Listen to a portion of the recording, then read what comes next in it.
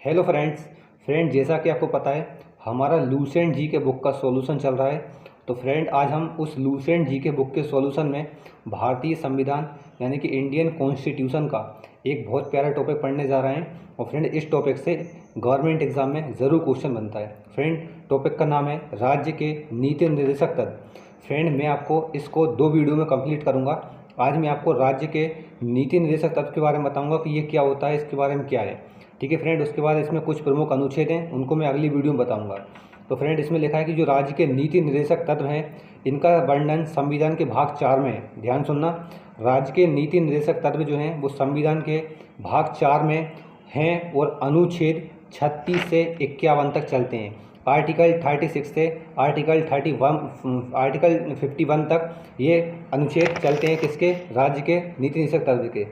और इसको हमने आयरलैंड देश से लिया है, यानी कि भारतीय संविधान में जो राज्य के नीति निर्देशक तत्व हैं इनको आयरलैंड देश से लिया गया है और भाग 4 में है और अनुच्छेद 36 से 51 तक है, ये आपको ध्यान रखना है।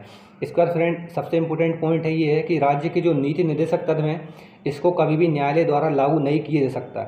ये ध्यान रखना है आपको, कभी भी राज्य के नीति निर्देशक तत्व उच्च न्यायालय या कोई भी न्यायालय द्वारा लागू नहीं किए सकते, इसे वैधानिक शक्ति प्राप्त नहीं है। किंतु फिर भी इस भाग में अतिकथित तत्व देश के शासन में मूलभूत हैं, मतलब ये देश के शासन में मूलभूत स्थान रखता है और विधि बनाने में इन तत्वों को लागू करना राज्य का कर्तव्य होगा। ठीक है, यानी भारतीय संविधान के यानी कि जो भारतीय संविधान है उसके अनुसार राज्य का जो नीति निर्देशक तत्व है वह शासन के लिए आधारभूत है। ठीक है, बेस है इसका। ठीक है, इसका लिखा है कि भारत शासन अधिनियम 1935 में एक अनुदेश प्रपत्र को वर्ष 1950 में संविधान में राज्य के नीति निर्देशक तत्व के तहत समाविष्ट किया गया है। यानी कि जो अनुदेश प्रपत्र है वह भारत शासन अधिनियम 1935 के तहत आया था, जिसको 1950 में शामिल किया गया है भारतीय संविधान में।